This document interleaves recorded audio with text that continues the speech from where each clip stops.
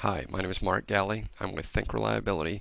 We specialize in investigating and solving complex problems using the cause mapping method of root cause analysis. I'm going to use the sinking of the Titanic as an example of how a cause map builds. If you ask a group of people, why did the Titanic sink? It is normal to get different answers. People see problems differently. In the cause mapping method, we visually lay out all the cause and effect relationships of how the issue actually occurred. The simple cause and effect relationship starts with the effect, Titanic sank, and was caused by ship hit iceberg. The effect is on the left, and the cause is on the right. We're asking why questions as we read across the page to the right. Time flows to the left. In this cause and effect relationship, the Titanic sank because the steel plates on the hull were bent. The steel plates on the hull were bent because the ship hit the iceberg. This means that the steel plates bending on the hull were a cause of the Titanic sinking, but also were an effect of the ship hitting the iceberg. That's why you can ask, why did the Titanic sink? And some people may say, because the ship hit an iceberg, and some people may say, no, it's because the steel plates on the hull were bent. They're both telling the truth, and this is much easier to understand if the cause and effect relationships are laid out visually.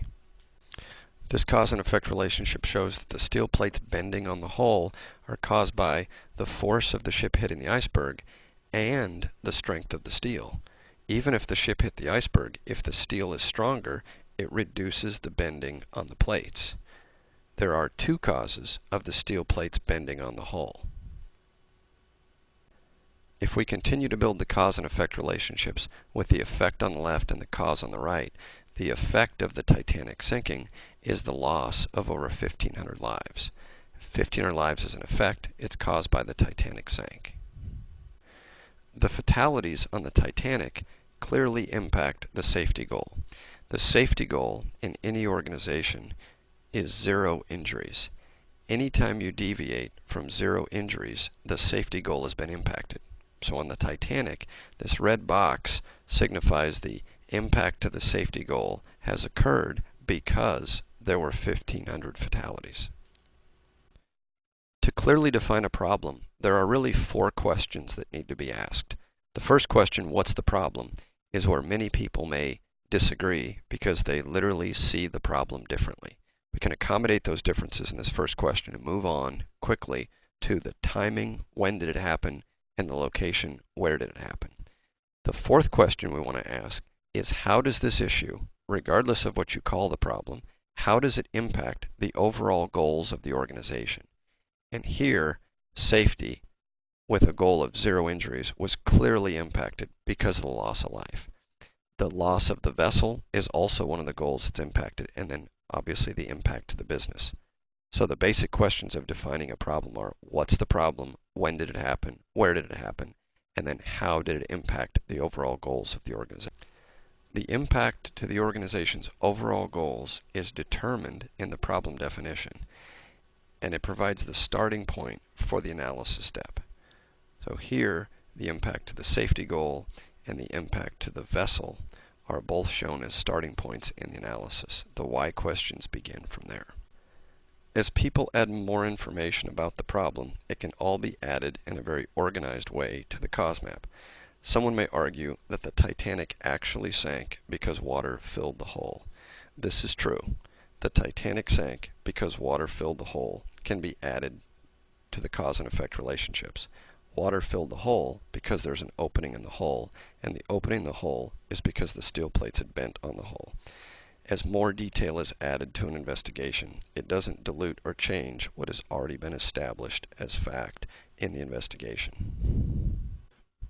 If we ask, why did the ship hit the iceberg, it is normal for some people to say the iceberg is the cause of the ship hitting the iceberg, because if the iceberg wouldn't have been there, the ship never could have hit it.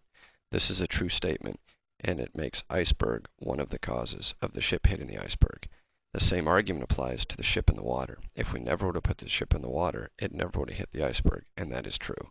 But you can still have an iceberg and still have the ship there in the water and still not hit the iceberg if you just turned in sufficient time. So some people may argue the ship not turning sufficiently is the cause of it hitting the iceberg, and in reality, it's all 3 causes. that are required to produce that effect. And the cause map easily shows this and accommodates those different points of view. Even more detail can be added to the cause map. The loss of 1,500 lives was because of the people in the water. They either died of hypothermia or they drowned because the Titanic sank, there were not enough lifeboats, and the rescue ships arrived late. So from a risk management standpoint, this map says it is possible for the Titanic to sink and not lose anyone on the ship if the lifeboats would have worked effectively and the rescue ships would have arrived earlier. Both of those reduce the risk of the loss of life. More detail can be added to the analysis, but in this example, at this level of detail, we can still talk about possible solutions. With not enough lifeboats, a solution is install more lifeboats. With the rescue ships arriving late, we could have radios operated 24 hours a day on all ships in the North Atlantic. With water filling the hull, we could improve the pump design and location, and we could also change the design of the bulkheads to make those watertight. The strength of the steel could be changed to make it stronger, and the ship hitting the iceberg, we could establish an iceberg surveillance program, and on the ship not turning in a sufficient amount of time, we could refine the communication process between the lookout, the bridge, and the engine room. The cause map shows different ways that the problem can be solved. Building a cause map effectively requires people to think in terms of cause and effect and validate those cause and effect relationships with evidence. This can be done by thinking through the problem. It is particularly helpful if people know how to do this with pencil and paper to just write out the cause map. It can also be done on a dry erase board or on chart paper in a meeting. It can also be done electronically using tools like Microsoft Excel.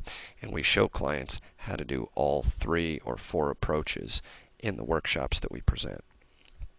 This slide shows an example of all 3 steps of the cause mapping process in Microsoft Excel. So the problem definition can be captured on one worksheet. The cause map can be captured on another worksheet, including all the boxes and connectors to show the cause and effect relationships. Evidence and solutions can also be added there. And then the third step, the action items can be tabled on even a separate worksheet. So a thorough investigation is really about collecting and organizing all the information to arrive at the best solutions.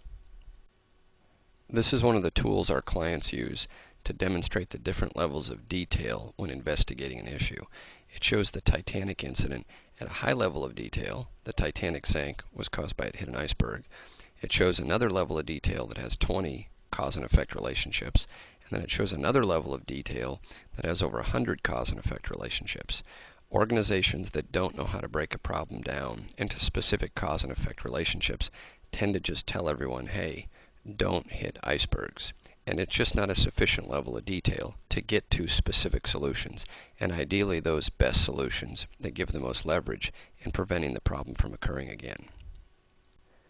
If you'd like any more information about the cause mapping methodology, we encourage you to attend one of our public workshops, which are held across North America at different dates and locations. That information is available on our website. We present many workshops at our client site to work client-specific issues, and we'll also be happy to provide either an overview or give you a one-problem demo of how we work issues. The poster, our Excel booklet, and our cause mapping template are available on our website.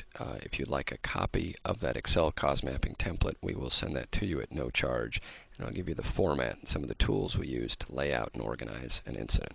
If you have any questions, don't hesitate to contact us. We look forward to hearing from you and demonstrating results on how we can improve investigations within your organization.